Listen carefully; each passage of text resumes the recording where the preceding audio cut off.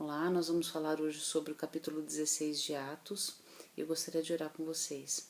Pai, em nome de Jesus, que essa palavra seja transformadora nos nossos corações, que nós possamos ser inspirados através da ação do Teu Santo Espírito, em nome de Jesus. Amém.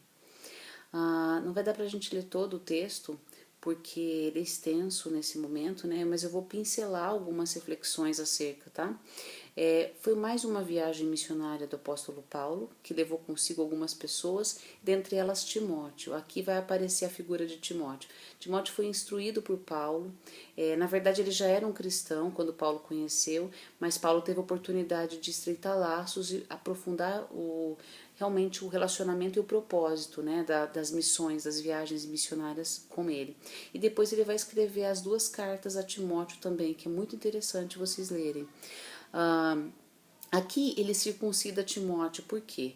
Porque era um costume dos judeus, e como Paulo levaria Timóteo com ele para agir diante dos judeus, para evitar escândalo, evitar constrangimento ou preconceito, ele tomou essa postura. Em outra situação, ele até foi contra, ele disse, não é necessário, realmente não haveria necessidade de circuncisão, mas especificamente para esse caso, Timóteo foi circuncidado. Aí ele teve uma visão, e é muito interessante ver que para o espírito não há barreiras, né? Situações que não vai haver nenhuma possibilidade de contato, de informação, não havia tablet, não havia iPhone, não havia nada de comunicação tecnológica, mas o Senhor permite que Paulo tenha uma visão, vendo um homem que passava da Macedônia, e aí ele sentiu que ele deveria ir. Aliás, antes disso, eles tentaram passar por um caminho, mas o Espírito de Jesus os impediu. Eles tentaram entrar na Bitínia, ou seja, eles precisavam andar estritamente na ação do Espírito, tanto para ir quanto para evitar de ir, porque tinha situações que era para eles se aventurarem ou usarem, mas tinha situações que era para eles se conterem. Então é a direção do alto, realmente. Houve a conversão de Lídia em Filipos, uma vendedora de púrpura, e que ela é bem referenciada aqui. E depois disso, eles são açoitados e presos, Paulo e Silas, né? E aqui fala no versículo, se não me engano, não lembro agora, meados do 18, vai falar que eles foram severamente açoitados, então não foi de qualquer forma.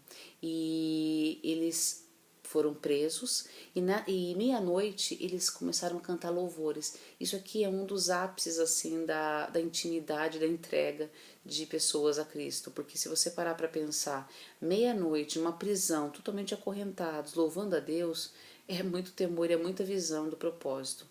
E nisso as cadeias, as correntes se abriram, e aí o carcereiro ficou morrendo de medo, porque ele tinha uma orientação, uma ordem estrita que era para ele vigiar realmente eles dois e não deixar de forma alguma escaparem. E nisso ele se rendeu a Paulo e Silas e falou: o que eu preciso fazer para ser salvo? Porque percebeu que eles não fugiram, eles ficaram ali. E aí eles disseram: creia no Senhor e será salvo tu e tua casa.